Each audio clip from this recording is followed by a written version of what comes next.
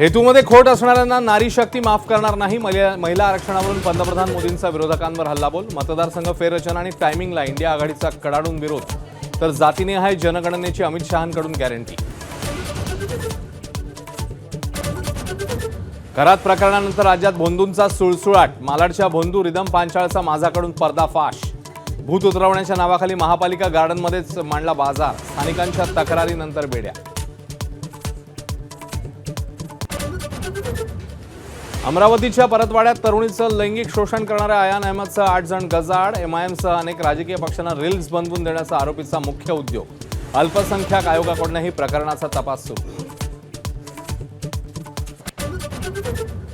सुनेत्रा पवारांचा प्रचार करणाऱ्या रोहित पवारांच्या पुरोगामीपणाचा बुरखा टराटरा फाटला. बारामतीत काकी सुनेत्रा पवारांचा प्रचार करणाऱ्या रोहित पवारांवर सदाभाऊ खोत यांची टीका.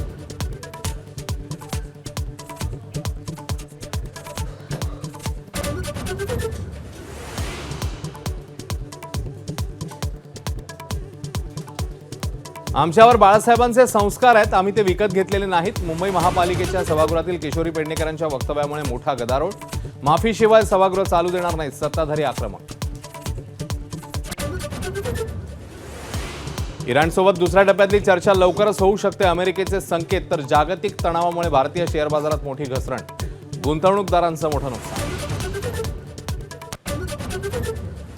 राज्यभरातील अनेक जिल्ह्यांमध्ये पारा आजही 40शी पार. पुढील 2 दिवस उष्णतेच्या लाटेचा इशारा. गेल्या 24 तासात उष्माघाताचे 3 बळी.